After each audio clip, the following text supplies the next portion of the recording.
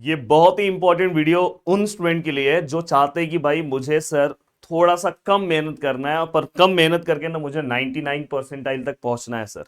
क्या करूं सर, मैं कितने मतलब कौन से ऐसे सिलेक्टेड चैप्टर्स करूं और मैं कितना मार्क्स स्कोर करूं कि मैं वहां पे पहुंच जाऊं दोस्तों 99 परसेंटाइल तक। तो दोस्तों मैं आपको सबसे पहले बता दूं कि कल अज्जू सर का ये देखो यहाँ पे सेशन लग चुका है।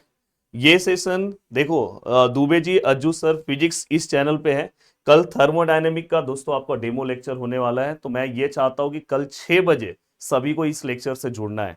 तो आप सबसे पहले जाके इस वीडियो को लाइक कर दो और कल यहाँ से यहाँ पहुंच जाओ, तो आपको पता चल जाएगा कि भाई ये उल्टा सर ने सबसे डिफिकल्ट पार्ट लिया। देखो डिफिकल्ट पार्ट भी आपको कितना सिंपल तरीके से समझेगा, तो कल सबको तैयार रहना है।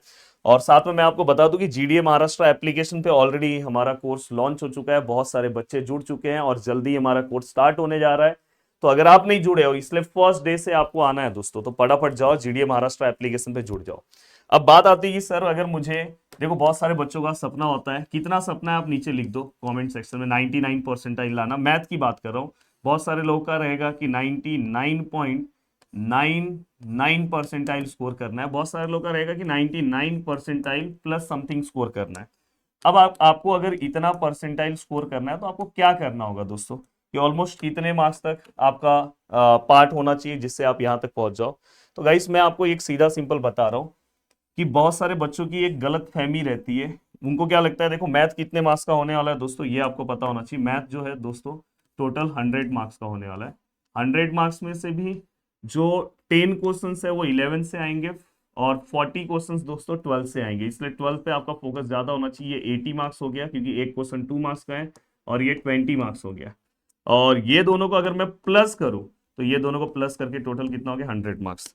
अब आपके मन में ये चल रहा है कि सर ये 100 में से कितना स्कोर करूंगा तो मुझे 99 परसेंटाइल आएगा।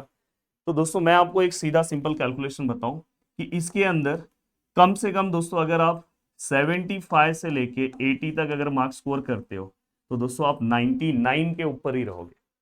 75 से लेके 80 मार्क्स अगर आप स्कोर करते हो, मतलब समझो मैं यहाँ पे कैलकुलेशन वाइज लूँ तो 76 लिखता हूँ, 75 नहीं 76 से 80।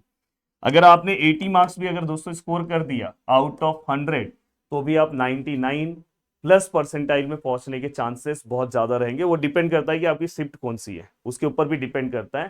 पर एक टारगेट दिमाग में बिठा के रखो, कम से कम हमारा 40 क्वेश्चंस तो राइट होना चाहिए दोस्तों। 40 या तो 37 या 38 क्वेश्चंस अगर आपने राइट कर दिया ना दोस्तों पेपर में, तो हो सकता है कि आप इसमें से कोई एक परसेंटाइल उठा लोगे।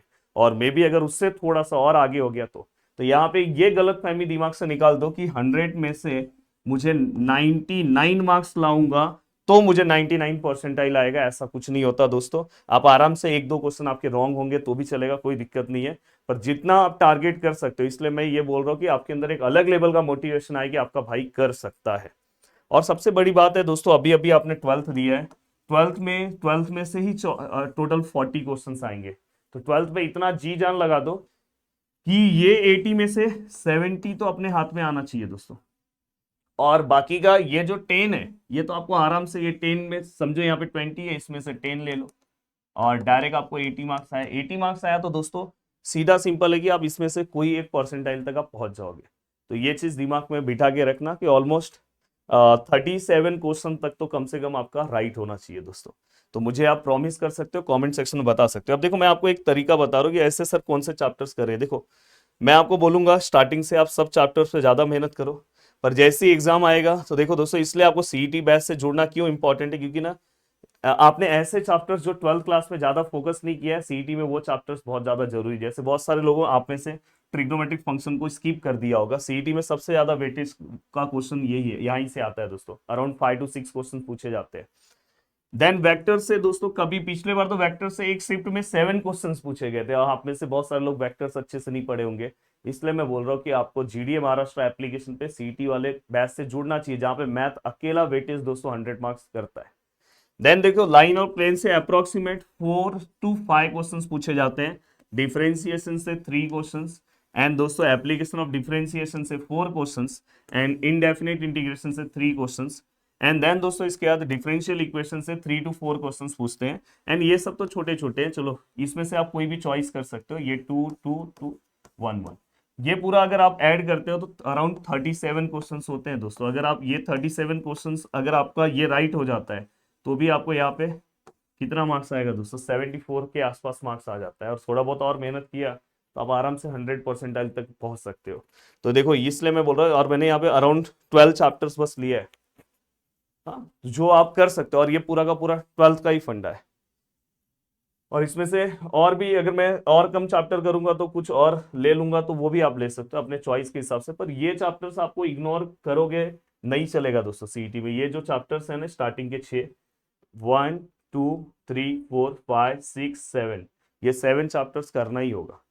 तो भाई इसलिए मैं बोलूंगा कि स्टार्टिंग से अच्छे से पूरा पहले आप अपने आप को पहले समझो कि पेपर कितने मार्क्स का होता है, कौन से चैप्टर पे मुझे अच्छा फोकस करना है। इसलिए मैं ये सब वीडियोस बना रहा हूँ। फिर इसके बाद हम चीजें स्टार्ट करेंगे तो आपका फोकस बहुत अच्छा रहेगा। अब जैसे यहाँ पे हमने मैथमेटिकल लॉजिक में ये 2 क्वेश्चन अपने हाथ के क्वेश्चन है दोस्तों, ये आराम से आपको मिल जाएंगे। तो मैं इसलिए बोलना चाहता हूँ कि आप, और ये सब लेसन में बहुत सारे ट्रिक्स भी है, बहुत सारे ट्रिक्स है, आप जल्दी जल्दी सम भी सॉल्व कर लोगे। तो फटाफट फटाफट जीडीए महाराष्ट्र एप्लीकेशन पे जुड़ जाओ। और या तो खुद से पढ़ रहे हो तो फटाफट बुक सब ले लो, प्रॉपर तरीके से एक डेट डिसाइड करो और फिर शुभारंभ कर दो। हाँ, पर अभी मैं बोलूंगा कि ज्यादा हवा में उड़ने से अच्छा है कि सबसे पहले क्या करो पता है, चीजों को समझो। 1 2 दिन आप उस पे दो कि ये इतने मार्क्स का आता है, ये है, इतना क्वेश्चंस आता है, कौन सा चैप्टर्स ये है। इसलिए आज मैंने एक ओरिएंटेशन वीडियोस भी बनाया है, आपको उसको भी देखना है। तो मिलते हैं दोस्तों नेक्स्ट वीडियो में। बाय बाय, टेक केयर, जय महाराष्ट्र दोस्तों।